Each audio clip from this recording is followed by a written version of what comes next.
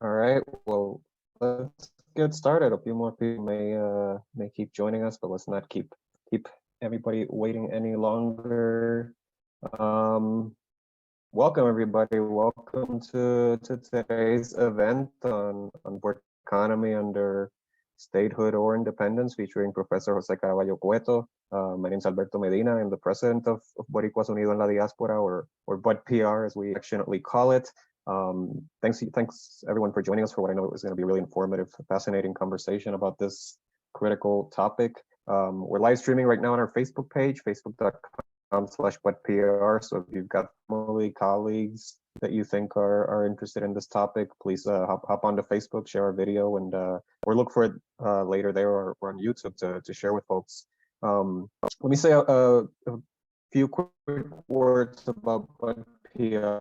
We're a nonprofit organization that's focused on educating, connecting, and mobilizing the millions of Puerto Ricans in the U.S. And the people for Puerto Rican decolonization and sovereignty. We're constantly working with partners in the U.S. and in Puerto Rico on other issues too, like housing, energy, environmental protection, issues that affect Puerto Ricans every day. We're working to raise awareness about those issues in the U.S. and to advocate on behalf of Puerto Ricans in Congress. This is the fourth event that we've had this summer in our education and engagement series, which is part of that work, and you can find full video of all our past events on YouTube.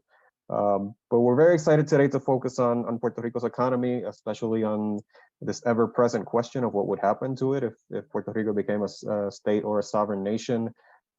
This is maybe the most discussed and hotly debated aspect of the conversation about Puerto Rico's political future. But most of us, and I, include myself, who argue one way or the other, do it from a place of ignorance largely. I'm not an economist. I am willing to bet that most of you joining us here today aren't economists either. So what should we do? We should talk to and listen to an economist, and that's what we have the chance to do here today with a guest. Well, I'll introduce much more briefly than he deserves, but I want to keep it short so we can get to great content and great questions. So José Caraballo-Cueto is an associate professor at the Graduate School of Business in the University of Puerto Rico at Rio Piedras, and he is the co-author of a major study on the economic impact of status change for Puerto Rico. Previously, he worked at the University of Puerto Rico in Calle, where he was also a researcher at the Institute for Interdisciplinary Research, and he was director of the Census Information Center for Puerto Rico. Carballo-Cueto, Dr. Carballo-Cueto got his Ph.D. in economics at the New School for Social Research in New York City, where he specialized in econometrics and development. He's obtained from the National Institutes of Health, the Open Society Foundation, many other centers and foundations to study topics related to human development. He's been a visiting scholar at Princeton and has been recognized as an emerging scholar in the US by Diverse Issues in Higher Education. He's published more than 20 peer-reviewed articles in international journals, more than 150 essays in outlets in Puerto Rico and around the US, around the world, and has delivered more than 140 presentations at academic conferences at major universities, the Organization of American States, the UN, and he has testified in front of the US Congress about Puerto Rico's economy. So Dr. Caraballo-Cueto, thank you for joining us, for sharing your extensive expertise that I think is obvious from that very impressive resume with us. I'm going to kick it to you to share a little bit about your recent work for a few minutes, and then we'll get to some questions. I'll have some questions for you, and then we'll open it up to questions from the audience. But yes, please take it away. Thank you, Alberto. Thanks for everybody for being here. I'm gonna present a very short version of our study. I shared in the chat a link to our report in the Spanish version. If you want the English version, please send me an email to the email I just put in the chat. So let me see. Can you see my presentation there? Yep, we got it. Okay, cool. So I didn't make this report by myself. I come with I'm a co-author with Massimiliano Lamarca, who is a senior economist at the International Labor Organization. And here, the views that I express here and we express here are not the official uh, standpoint of the International Labor Organization or the University of Puerto Rico. I should say I don't belong to any political party. I don't have any other agenda except that uh, to educate people about the things that we find that we found here. In just to be transparent, we received funding from the Open Society Foundation, and that funding was not subject to any condition on the content or even on the results. We also didn't look for the most uh, democratic, dignified, feasible, or politically correct option. We just evaluate what will be the economic impact of the statehood, what will be the economic impact of sovereignty on the Puerto Rico's economy. We are not saying which one is more likely to occur. And also we um, limit the analysis just to the economic side of it. There is many other aspects that we should consider, such as the cultural side, the social side. We are just looking at the economic part because it's the one that people is very concerned about it, and there is not a lot of information and data on it. So when we look, I'm going to start talking about statehood and then about sovereignty. Statehood, I'm sure many of you have listened to people that believe in the statehood. They are always talking about parity in federal programs, especially in the supplemental security income, which is the SSI, the nutrition assistance program, and the Medicare and Medicaid. And that's something that they have talked a lot that like if Puerto Rico would have been a state, it would have received X amount of money. The other side of it, I think, is important to when we are talking about statehood is taxes, federal taxes, and what will be the impact of federal taxes. And we found that the impact of federal taxes is not counteract enough by the parity in federal programs. The other aspect is dependence-free association. We merge these two. I know that some people that believe in free association, they distance themselves from independence. And yeah, there are differences in terms of legal and citizens' rights and the citizenship. We want to see that there are many differences there in the legal aspect of it, but in the economic side of it, it's very similar, except that when under free association, in the way that many of the supporters of free association talk about it, is that the people that live in Puerto Rico will be U.S. citizens, and so if people that live in Puerto Rico remain being U.S. citizens under free association, then the labor market of Puerto Rico will be open as it is right now. So if I don't find a job here, I just move to the United States, just take a flight, and that is not something that will occur under independence. So the new generations are not granted U.S. citizenship. They will have to stay here in Puerto Rico, and the labor market will be closed, which is the case of most of the countries, the foreign countries around the world. Except for that aspect, the rest of the aspects of independent free association are pretty similar. So that's why we merge both of them. Many of you are familiar with the 1920 Jones Act that limit, I mean, the aspect that most people know about the Jones Act is that it increased the import prices to Puerto Rico and that limits the access to certain products. But the other aspect of it, of the Jones Act, is that it also limits the export capacity of Puerto Rico, especially how Puerto Rico is integrated to the rest of the world. Right now, the Jones Act makes Puerto Rico looks like a satellite economy of the United States that is well connected to the United States, but isolated from many of the countries around the world, including those that are in the Caribbean, South America, and Central America. But there are other aspects of sovereignty in the case for the economy.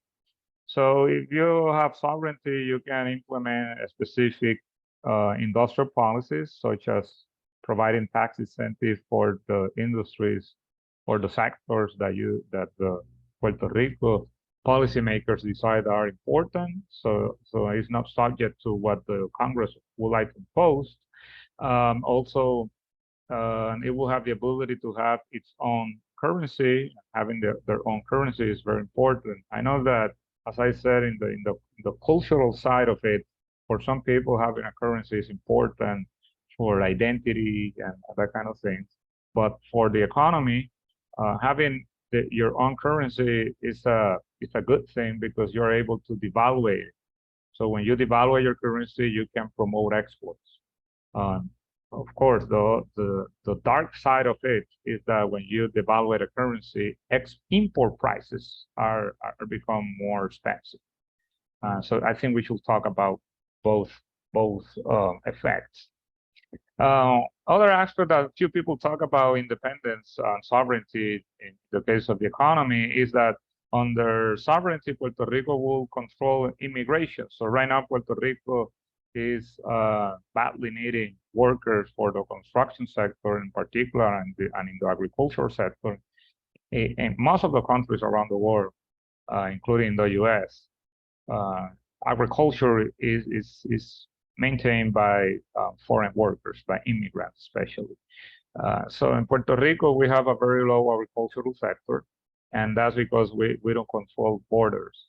So if Puerto Rico under independence will be able to say, well, if people from South America, from the Caribbean would like to come here, they're welcome. We need those workers right now.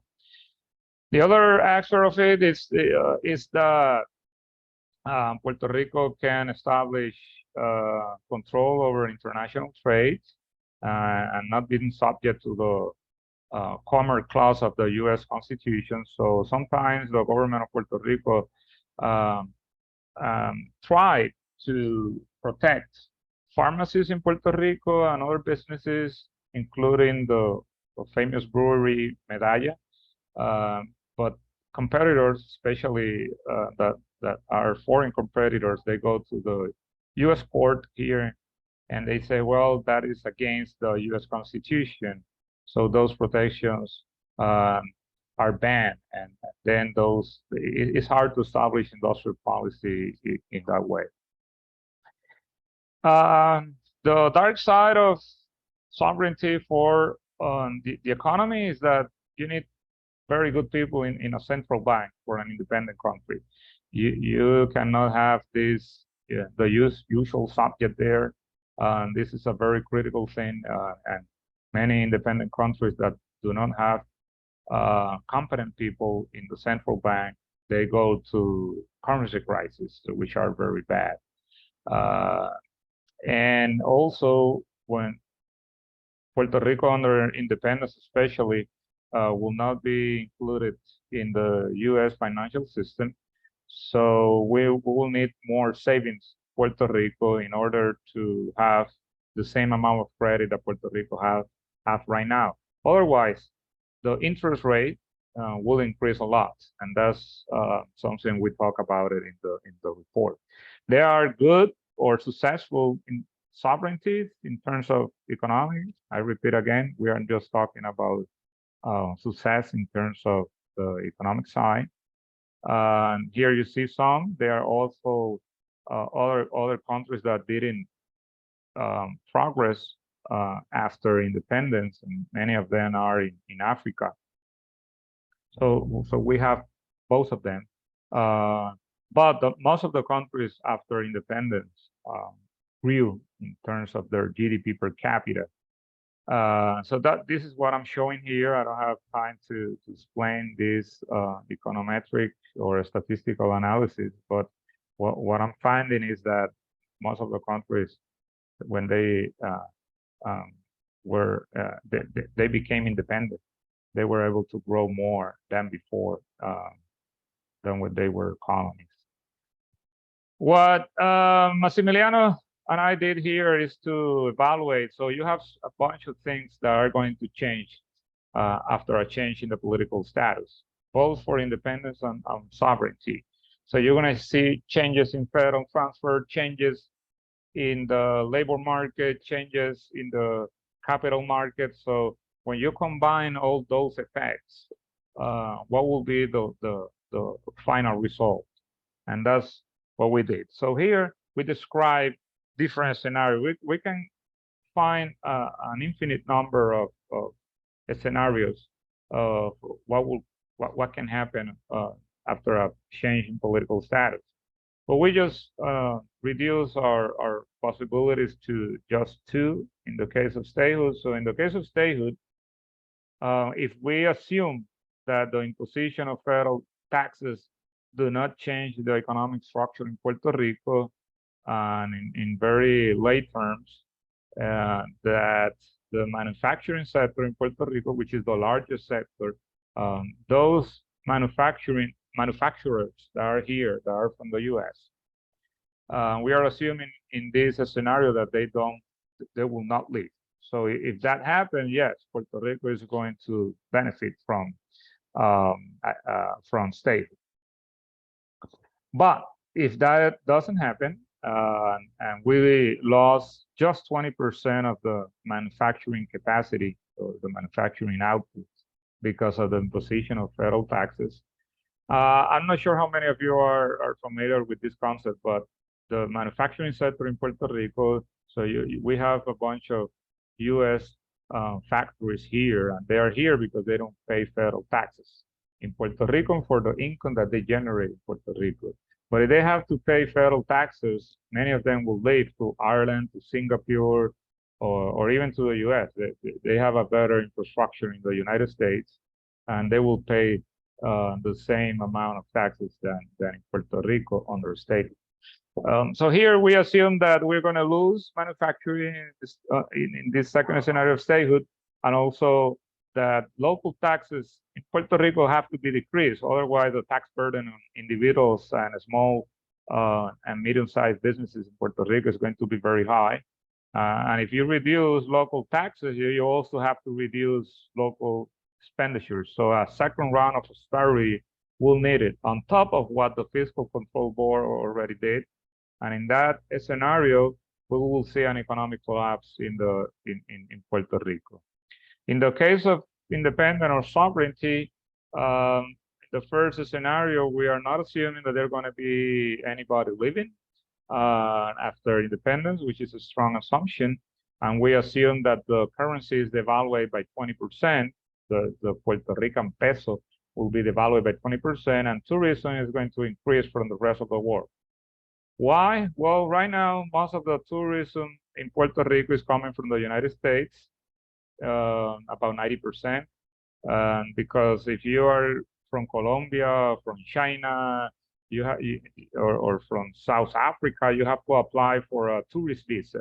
And that is a very cumbersome thing to look for. So if you're from Colombia, you better go to Dominican Republic or to Costa Rica instead of Puerto Rico. And the same thing, if you're coming from China, you say, why would I bother to go to Puerto Rico for a tourist visa? But under independence, you're able to control that. You can say as Dominican Republic, you are free to come here without a tourist visa. So we assume that tourism is going to increase by 10%. And we're going to lose the Pell Grant, subsidies for student loans, subsidies for housing, subsidies for nutritional assistance, and other subsidies that are sent to Puerto Rico every year from the U.S. government, the federal government to Puerto Rico. So what will the scenario look like at the end of the day? Some sector will benefit from independence, but most of the sector will be impact by independence. In the second scenario, what we did here, we assume that wages are going to be reduced, and that's the neoliberal economy They say, well, if Puerto Rico is independent, they will not be subject to the U.S. minimum wage and to the U.S. legal framework. So businesses in Puerto Rico will be able to reduce workers' benefit. And I don't think that's a good idea. We find that the economic result is even worse. Why a successful independent is found when the local private sector of Puerto Rico or in general, the private sector of Puerto Rico go aggressively to export, and they really take advantage of the reduction in the trade costs. Namely, you don't have the Jones Act, and you don't have any other federal regulation to exports. And also you take advantage of the devaluation of the currency. Also, more people start working after independence. We assume about 5% of them start working after independence, and wages remain at the same level. That's not an exaggeration. Right now in Puerto Rico, the local minimum wage is higher than the federal minimum wage. The rest of the assumptions are kept. So we found that yes, in this scenario, employment will increase in most of the occupations, and in general, you will see an improvement in the production. What I should say is that in terms of distribution, the low-income class, the poor population in Puerto Rico, is always better off under statehood because they receive the SSI, the supplemental security income, while the middle class and the upper class is in many cases worse under statehood. In the case of independence, the middle class and the upper class is sometimes better off after independence, but the low-income class is worse because they are not able to receive any of the subsidies that they receive right now. So that's something that people that support independence should consider. How are they going to substitute the welfare state Puerto Rico, the federal welfare state that is applying Puerto Rico, and how you're going to finance it? Because anybody can say we can establish housing subsidies and that kind of things, but how you're going to pay for it, and who's going to pay for that? That's something that has to be part of the discussion. If I leave it here, I try to be as quick as possible. You can find more details there in the report.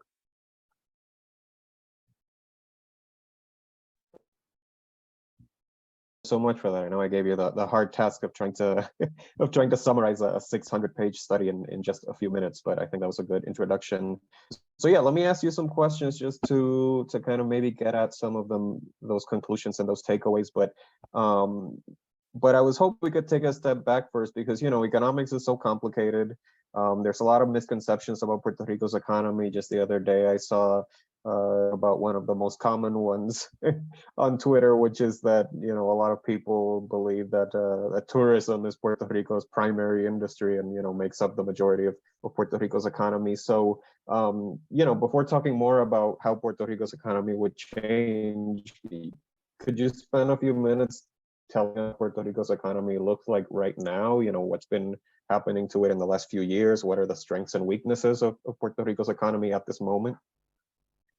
Yeah, so that's a very common misconception. Some people, especially from the United States, they come here for a few days and they think, oh, tourism is very important. And that happened to many Puerto Ricans that go to the Dominican Republic as well. They think that tourism is the largest sector in the Dominican Republic, but it's not. In the case of Puerto Rico, expenditures of visitors, including from the diaspora, it represents about 4.3% in 2022, which is the latest number that the government published. About 4.3% of the total output in Puerto Rico. So it's a relatively low number. Actually, I project that under statehood and under sovereignty, tourism will increase, and that's a good thing for Puerto Rico that it increased. But right now it's not. It is relatively small sector. About half of the GDP of the gross domestic product of Puerto Rico right now is manufacturing. But if we look at the employment side, the largest sector in Puerto Rico is the retail and the wholesale trade. That's the one that provides the largest amount of employment. After the removal of Section 936, many of you are familiar with, so the economy of Puerto Rico was able to grow in the last century in many decades because of federal tax incentives. But the problem with those incentives is that Congress decides when are they going to be applied and when are they going to be removed, and that's the tricky part there.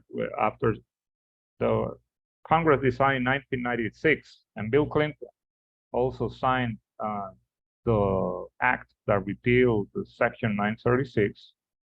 The economy of Puerto Rico collapsed in 2006. They provide a 10-year transition period, and exactly there in 2006, the economy of Puerto Rico collapsed. After that, the local government have been desperate, trying to look for a new economic strategy. I think the problem with what they're trying to look is that they are looking for a silver bullet, and there are not silver bullets. You need to stimulate every sector in the economy in order to provide economic prosperity. And so one of those silver bullets that local government was looking is to repeal the Jones Act in order to construct a big port there in Ponce, and that the Congress was never willing to repeal the Jones Act, and the port in Ponce right now, just receive a very few vessels every year. And the private sector of Puerto Rico, they were desperately looking for a new federal tax incentive, the Section 245A, if you want to know the details. And also Congress say no. And then they look for Chapter 9, the government look for access to the bankruptcy code, and Congress say no. Many organizations in Puerto Rico say, hey, what about applying the supplemental security income to Puerto Rico in order to help the poor population? Congress say no, and the Supreme Court also say no. There are a lot of proposals in a task force that was created under PROMESA. PROMESA is the act in 2016 that create the Fiscal Control Board, and a chapter of that PROMESA Act is talk about the task force for economic growth. So a lot of organizations and a lot of people, including myself, provide specific proposals to stimulate economic growth in Puerto Rico, and Congress say no. More recently, Richie Torres and another, and I believe that Alessandria Ocasio-Cortez also looked to repeal the Fiscal Control Board, the PROMESA Act, and Congress say no. What about parity in Medicaid and Medicare? No. So there have been a lot of desperation here, and as part of that desperate search for a silver bullet, the local government approved Act 22 in 2012 that many of you have heard about. Act 22 say to millionaires, foreign millionaires, especially those that are coming from the United States, if you come here, I will give you a document so you don't pay local taxes in Puerto Rico. So if they don't pay local taxes for the capital gains, not for salaries. So capital gains, you don't pay that interest and dividends. You don't pay local taxes in Puerto Rico, and because of Section 933, they don't pay federal taxes either when they live in Puerto Rico, and none of us, the residents, also that we don't pay federal taxes on the income generated in Puerto Rico. So that's let's say industrial policy, Act 22. have very low economic effects. And that's a study I made and a study that made by Estudios Técnicos as well. We find very similar results, very low economic effect. So the economy right now is very dependent on federal funding. So Congress have sent finally did something for Puerto Rico and approved a large budget for to reconstruct the island after Hurricane Maria. So right now the economy is growing because of that huge influx of federal funds. But once those funds to reconstruct the island are ended, it is very likely that the economy is going to return to a recession. Thank you for that great summary. And I think it's very telling and kind of leads to my next question that a lot of what's happened and a lot of what Puerto Rico has tried to do to improve its economy, the end of the conversation or the end of the sentence has been, but Congress said no, but Congress said no, but Congress said no. So, I think that speaks to some of the limitations Puerto Rico's colonial status places on our economic development. The Jones Act, which you've mentioned, is obviously a big part of it. But the one of the big conclusions of your study is that the colonial status, the economic model of it has sort of worn out and doesn't work anymore. And I still think that doesn't make sense to a lot of people who think Puerto Rico is billions of dollars from the United States. Puerto Ricans don't pay federal taxes. So what's the problem here? What could possibly be wrong with that? Why doesn't that lead to economic development? So yeah, could you tell us a little more about what is wrong with that? Why doesn't it work?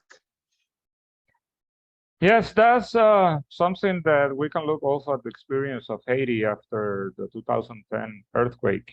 And they received a lot of funding, external funding, especially from non-government organizations. And yes, the economy can grow for a few years but once those funds are depleted, there is no economic structure. So to provide economic prosperity for residents. So I think that those federal funds, the participation of federal funds actually have increased after 2006, after the removal of Section 936, have increased the economy of Puerto Rico. That's a paper I published for the Central Journal. But that increased the dependency of the Puerto Rico economy to the U.S. But the problem with that is that once those funds are ended, the economy is very likely to return to the pre-funding period. In the case of paying not paying federal taxes, yeah, I think that's a very complicated thing that we explain in more detail in the report. But it is very related to Act 22, as I was saying. Yes, you don't pay federal taxes, and you see some individuals are taking advantage of it from the United States. You see also some U.S. factories are taking advantages because of it, but still the economy was not growing before this reconstruction part. So we need something more to stimulate economic growth. Yeah, and I think this question of the federal funding and what it achieves and what it doesn't achieve leads to a lot of your conclusions about what would happen under statehood. And you mentioned that even just 20% of foreign companies or U.S. companies leaving would be devastating for the Puerto Rico economy, which is interesting because I think for a lot of us who argue for independence, a lot of times people assume that it would be independence that would make U.S. companies leave, and your study seems to suggest the opposite, that they are much more likely to leave under statehood. So there's pros and cons to both alternatives, as you've said. But how would statehood work or benefit Puerto Rico financially if those 20% of companies leave? Is that just it? Is that all? And there's really no way to recover from that? Yes. if the federal taxes have the effect of making these U.S. factories to leave, that is not compensated by additional federal funding in federal programs. What many of the people that believe in statehood talk about, the parity in federal programs, and that is not being compensated by that. So I argue in the report, or we argue in the report, that in order to have a successful statehood, you better deal with how to accommodate federal taxes and ask Congress to have a differentiated treatment with Puerto Rico than being focused just on poverty in federal programs. And it's not just U.S. factories that can leave after federal taxes. Many professionals here in Puerto Rico can probably leave. Why? Well, Puerto Rico's salaries are lower than in the United States. So on top of that, if you have to pay a very high tax rate, so Puerto Rico taxes, local taxes, are very high relative to the United States. Just to give you an idea, the sales tax in Puerto Rico is 11.5%, and the top professionals or salary workers, the top income bracket tax rate goes up to 33%. So if on top of that you have to pay federal taxes, the tax burden is going to be very high. It's going to be higher than any states. And also you're going to pay the highest taxes with the lowest salaries relative to the states. You better go. If you're an engineer or if you're a teacher, you better go to the states. So that is going to be very critical, what to do with federal taxes. In the case of independence, these multinational firms that are in Puerto Rico, they don't have a reason to leave because of taxes under independence, because right now Puerto Rico is considered a foreign territory for tax purposes. That's section 933 of the U.S. tax code. So after independence, that doesn't change. They will not have to pay federal taxes right now as a colony, and they will not need to pay federal taxes under independence.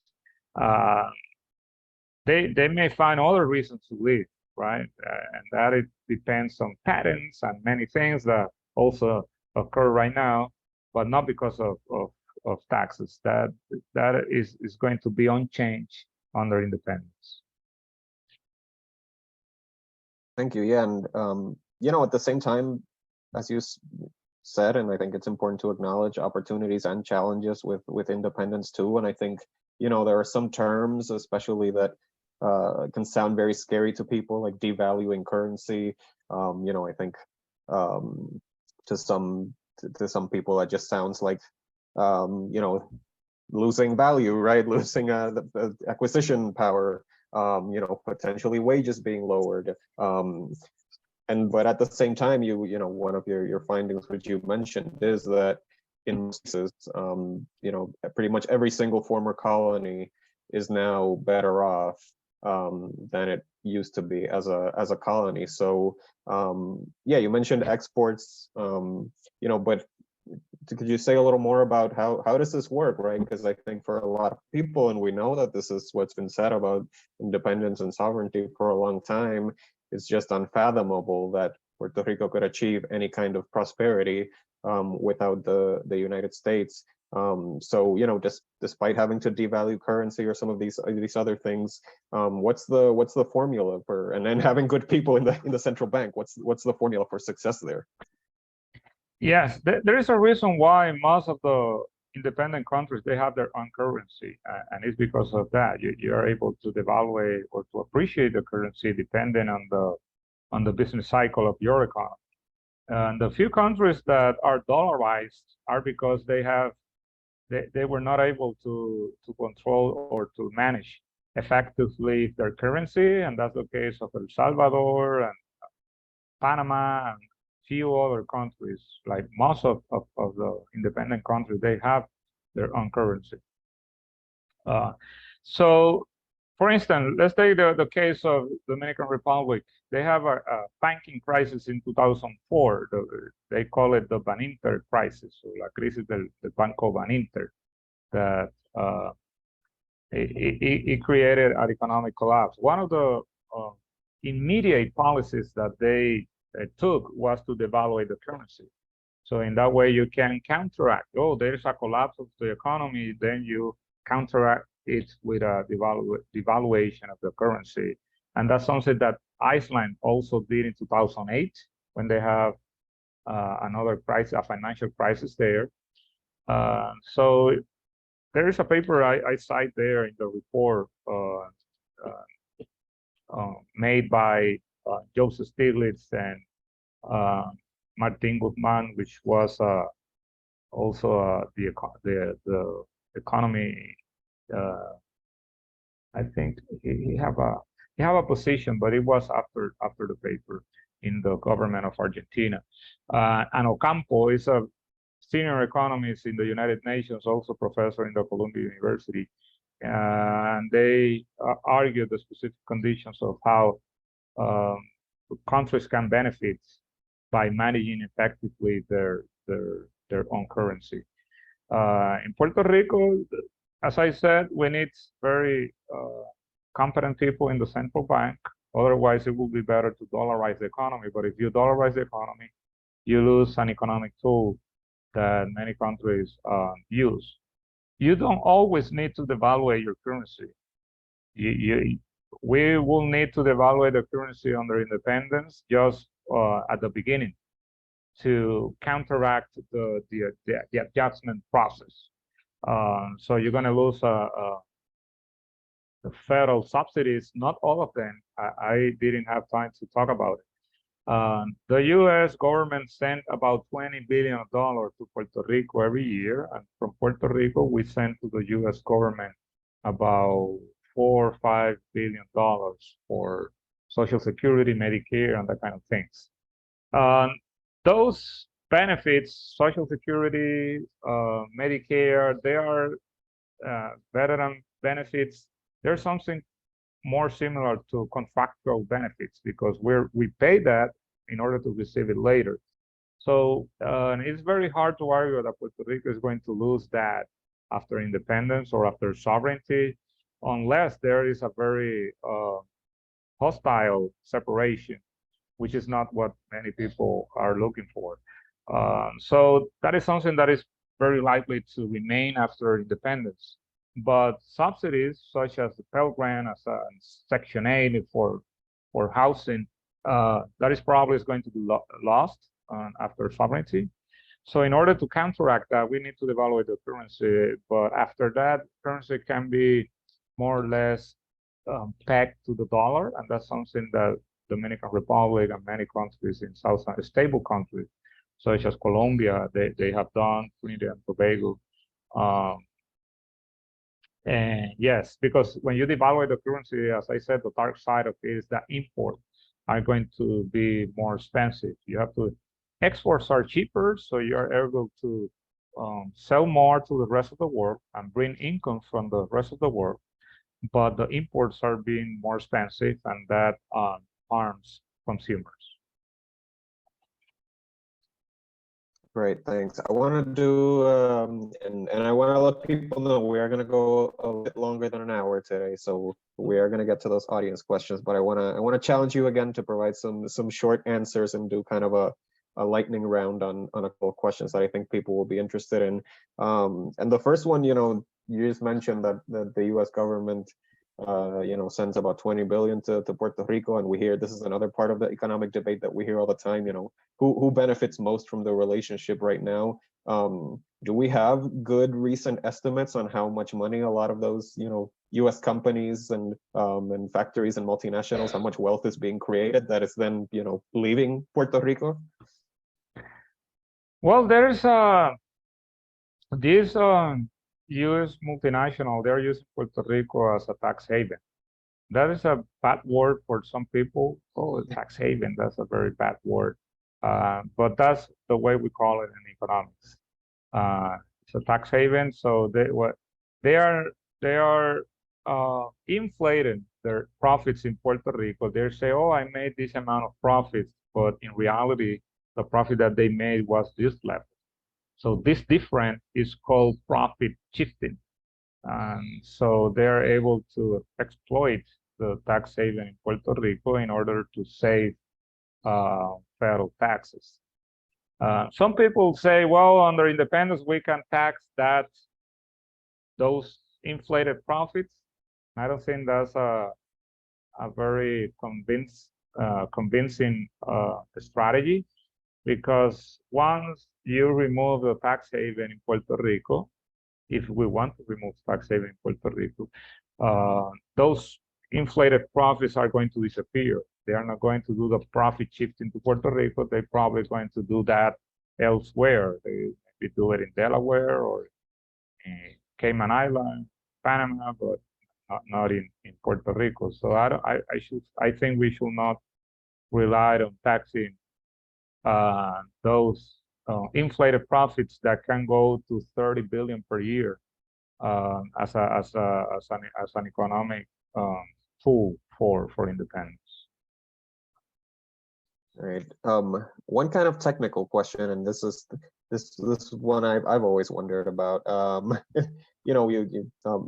You mentioned earlier, and you hear a lot in these economic arguments, GDP per capita, and when you look at a statistic like GDP per capita, in which Puerto Rico actually has a higher GDP per capita than many giant countries in Latin America, like Brazil and Mexico and even Argentina. And I think that doesn't make sense to a lot of people, right? That as a measure of economic prosperity. So, is GDP a useful measure for Puerto Rico? And if not, what other indicators should we get? We did in 2016, we did the first human development report in Puerto Rico, and we measured economic well-being in Puerto Rico with different indicators. We don't use GDP, we use the gross national product that exclude those inflated profits in our estimation. And still the gross national product per capita or per person is higher in Puerto Rico than in many countries in Latin America. And that's a good thing. We argue in our report, in the status report, that Puerto Rico will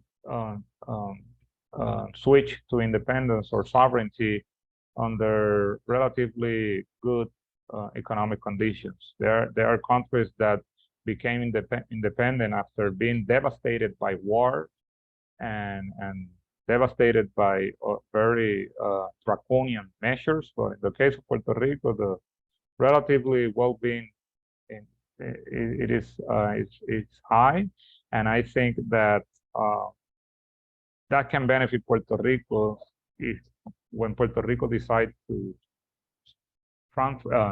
transition to independence or to statehood. Switching gears a little, and I think the other major part of Puerto Rico's economic reality, and you mentioned Promesa, and it has been, the Fiscal Control Board or La Junta, who, in theory, right, they were supposed to come to Puerto Rico and put our fiscal house in order and ensure stability and future prosperity. How's that going? How would you rate La Junta as economic stability or prosperity in Puerto Rico? Well, before people knew what the Fiscal Control Board was about, many people in Puerto Rico, I think the majority in Puerto Rico, most of the people in Puerto Rico support a federal control board. People were thinking that this was another FBI that was looking for corrupt politicians. But after a couple of years, those surveys in Puerto Rico start rejecting the Fiscal Control Board, and when people realize what was this about. I think as an economist that the job that they have done have been in general poor. They have not found They don't even have an economic growth plan. They just came here with the idea that the government spend a lot of money and that you need to implement austerity, something that has been rejected right now by the IMF, the International Monetary Fund, which back in the days, in the 1990s, in the 2000s, they thought that it was a good idea to implement austerity in countries that have economic crisis. But right now they don't think like that in the IMF, or at least they recognize that there are other ways and they are debating about it. But here they didn't debate about it. They just say, let's cut education, let's cut funding for security, let's cut, just cut. And that's the easiest thing you can do. The most difficult part when you have an economic crisis is how you're going to restart economic growth. And that's something that they failed very bad. And finding, mismanagement, they didn't success either. They have been spending a lot of money, actually even more than the local government in consultants. So I don't think they have been, the only thing that people say, well, they cut the debt. And I think that was another section of PROMESA, it's section 3, title 3 of PROMESA. And there are many jurisdictions that were able to restructure their debt without a fiscal board. So even in that side, I'm not sure that that restructuring, which was not very aggressive either, was thanks to them or to other part of PROMESA. All right, one last question. We transition to some of the questions in the chat. Although I think I saw a similar question to this one in the chat. We know you don't endorse any particular status option as part of your study, and we're not able to do that now. But you have been in front of Congress. You have been a part of these conversations at that level. So what is your perception of whether and you mentioned so many things that Puerto Rico has tried to do that Congress simply did not allow Puerto Rico to do. So what's your perception of the connection between the political outlook and the economic outlook? Does the U.S. government understand what Puerto Rico needs economically? Does it even care what Puerto Rico needs economically, and whether it's statehood or some other major thing that they would have to approve? Can we expect Congress and the U.S. government to come riding to the rescue anytime soon with anything other than a fiscal control board, which you just said isn't really working? Yes, I don't think Congress is willing to provide any industrial policy for Puerto Rico, and they partly agreed to send money after Hurricane Maria, and that's because of a lot of pressure coming from organizations, coming from the media. But other than that, I don't think they're going to be willing to provide any a new economic tool for Puerto Rico. And the local government can do some things. They can reform the tax incentive code in Puerto Rico and trying to do some things to restart economic growth in Puerto Rico, but they are not willing to do it either. They don't want to touch any vested interest in Puerto Rico. So I think that's why I think, and we need a change in the political relationship with the United States in order to have economic growth in Puerto Rico. And we have tried many other things without touching the political relationship, and that's all the long list of no that I mentioned at the beginning of my presentation. And I think that many people are now realizing that we need a change in the economic relationship and I mean in the political relationship, and also the decisions that were taken by the Supreme Court, the U.S. Supreme Court, also opened the eyes to many leaders in Puerto Rico that were thinking Puerto Rico have another type of relationship with the United States other than a colony, but very few people will now argue that Puerto Rico is not a colony. Definitely, and I think, yeah, sometimes I've said that people like to call Puerto Rico a colony, but sometimes still don't grapple exactly with what that means. Is that what Congress says goes, and what Congress doesn't say then doesn't go. Well, let's get to some questions from the chat. I'm just going to read this in order to some of these in order to go through them quickly and not keep the professor here for too long.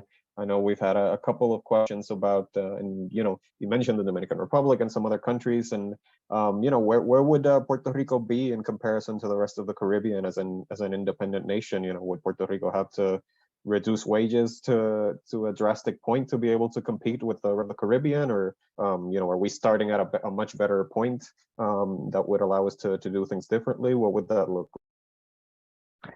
Yes, we evaluate that scenario in our report. What will be the effect of reducing wages in Puerto Rico by 20%, which is a significant reduction, and we didn't find that it was a good thing even for economic growth, let alone economic well-being. I think that under sovereignty, Puerto Rico, and even right now, Puerto Rico doesn't have to look to compete with low-income countries or low-wages countries. You need to compete with high-wages countries. So in any market, you can compete in prices or in quality. And those that compete in prices usually pay low wages. Those that compete in quality usually pay higher wages. So I think Puerto Rico have to look for those high value added sectors and compete there. And for instance, we can compete with other countries that are exporting to the United States, countries in Europe that are exporting to the United States many products, beers, cheese, and many other things. And we can do it here at a lower price. But as I said, that the implicit condition there is that you have a private sector in Puerto Rico that is willing to export. Right now, exports from the private sector in Puerto Rico are relatively low, except for the multinational sector that is still operating in Puerto Rico. Thank you. There's a great long question here from Chris, which I'll try to summarize without reading in its entirety. You talked about some options may be better for the upper class in Puerto Rico. That's good for the lower and middle class, or vice versa. And there's this idea that all the federal funding mostly goes to poorer people, and that helps them. But of course, we still see incredibly high levels of income inequality, of incredibly high levels of childhood poverty, and other measures in Puerto Rico. So what would economic and social policy have to look like under independence to create a structure that is favorable to those with the least, right? Because I think for many of us who see a sovereign or independent status, we don't want it because it's going to make the rich people richer. We want it because we see it as a way to finally solve or at least advance in these issues of equity and to drag people out of the poverty that they currently experience, under a colonial status with all this federal funding flowing to Puerto Rico. So what would that have like? Yes, one of the dark side of the federal transfer that are coming to Puerto Rico is that once you reach a level of income, you are not able to participate in the welfare state. And that is very critical, especially for the Medicaid program. The Medicaid is the health plan for the low-income population in Puerto Rico. Medicare is for the elderly. For the case of the Medicaid, in Puerto Rico right now, if you live by yourself and you earn more than $800 per month, they will exclude you from the Medicaid program. And so that's why many people decide, well, I'm not going to work formally. I'm going to work under the table in order to have my health coverage. So one of the things that we can do differently under a sovereignty nation is to have a health plan that is provided to anybody that wants to apply for it, regardless of the if they are earning $800, $1,000 per month. Of course, you can put a higher threshold. Maybe you can say those that earn more than 3,000 are not covered by this health plan, by this public health plan, because otherwise the expenditure is going to be very high. And in that way, people can work without being excluded from any social policy. And that's why in Puerto Rico right now, many people it's very hard for them to get out of the poverty trap, because once they work a little bit more, they lose something that is very key in order to live. Some people call it a human right, which is access to health. That's one aspect of it. The other aspect of it is that we need to improve education. How are we going to do that? How are we going to transform the government? I don't think that is very dependent on the political status. I think that depends also on how we elect our leaders here in Puerto Rico, and how we also propose new plans. And some people think that the way that people think, the way that people vote will change under independence, but that's something that can happen, but it may not happen as well. No guarantees, but death and taxes, as they say. We have a question here from Omar about how, again, I'm summarizing these, I'm not reading them verbatim, but the impact of the U.S. trade deals like NAFTA and CAFTA, and you know, what those have meant for Puerto Rico, and what and I'd expand on that. You know, what trade deals might you expect that Puerto Rico could make as an independent nation, right? If it had the ability to do so, which of course currently as a colony we cannot make our own trade deals. Yeah, so the United States usually when they sign a trade agreement with foreign countries, they have a lot of bargaining power, because the U.S. is the largest market in the world, and usually they put conditions that are very difficult to attain for other countries. So that's why that's what I was referring to in the report, that it's hard to convince that Puerto Rico is going to have a higher bargaining power in the table with independent countries. But Puerto Rico also can look for agreements, what we call in economics South-South agreements, which are not just looking at countries in the global North, but countries in the global South. And right now, if we look at the international arena right now, I don't think we are in a globalization process right now. I think with the emergence of all these nationalistic government around the world, many people or many leaders actually are not supporting globalization, and they are trying to implement policies to protect their workers and protect their businesses. And we see that in the United States with Trump, but there are many other nationalists around the world. So how is Puerto Rico is going to position there is very important. I don't think that many countries are going to be as in the past, willing to sign treaties, but I do think that Puerto Rico can find many opportunities in South-South agreement, especially in the CARICOM, which is in the Caribbean region, and South-South agreement with many countries that are around Puerto Rico and around the Caribbean Sea. All these countries are in South America, Central America, the Caribbean, and in ways that Puerto Rico find that it's going to be beneficial for its economy and for some of the key sectors here. All right, just a couple more questions before we let people go.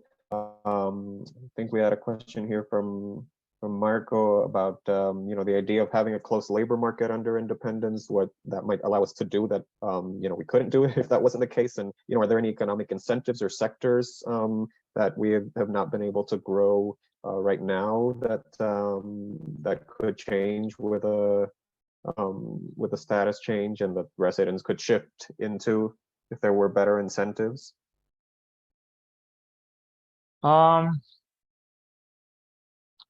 Well, if we want to help small and medium-sized businesses in Puerto Rico right now, it is difficult because of the U.S. Constitution, as I explained in my presentation.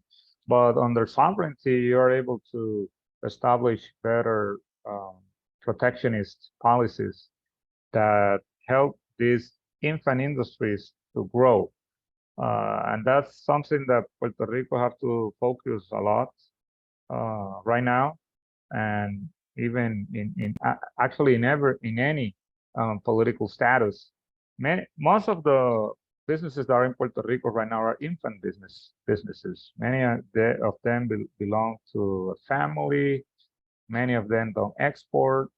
Many of them even sell their products in the whole island, the 78 municipalities. So how can you help them to grow? You need protectionist policies. And those protectionist policies are hard to be implemented right now, but under sovereignty, under independence, yes, you can do that. The other thing is that we don't always have to think about tax incentives. There are other things that we can do, and I mentioned in my presentation that we can bring workers from abroad to work in sectors that we think that we need immigrants, especially in, as I say, in the agricultural sector. If you look at most of the countries around the world, migrants help a lot in the agricultural sector. And that's something that can help Puerto Rico to substitute imports and to have a higher food security in case of any disaster, or in case of any emergency in general. And I'm gonna end with one question from me, because I know it's something I read in the report previously, and I don't think it's something that gets talked about a lot in the potential transition to sovereignty for Puerto Rico. Is we are Boricuas Unidos en la Diáspora, and it's the role that the diaspora can play, and specifically the role of remittances, which are a huge part of many nations' economies. Could you say a little more about what you've found in terms of remittances and the role that that could play especially in that initial period, right? As you mentioned, there's going to be I think everyone recognizes, or there would be bit of a difficult transition period in the initial stage toward a sovereign status, and at least I don't think I had heard many people talk about how the role that remittances could play. Could you say a little more about that? Yes, Puerto Rico, for instance, is a SNAP, the supplemental nutritional assistance program that applied to the United States, and the government of Puerto Rico is trying that it apply to Puerto Rico. It will represent about $3 billion to the low-income population, and to the economy in general, $3 billion. The Dominican Republic received more than $4 billion in remittance every year. So remittance is very important for many independent countries. Right now, Puerto Rico receives about 600 million.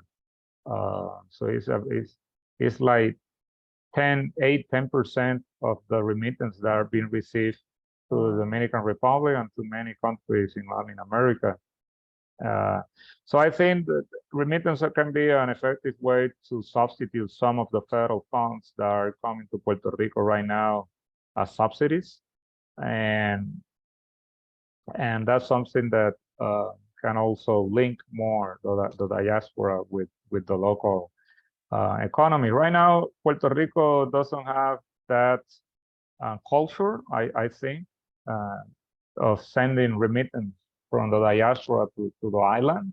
Probably it's because of the federal subsidies that already arrived. but most of the sovereign nations, they do have that.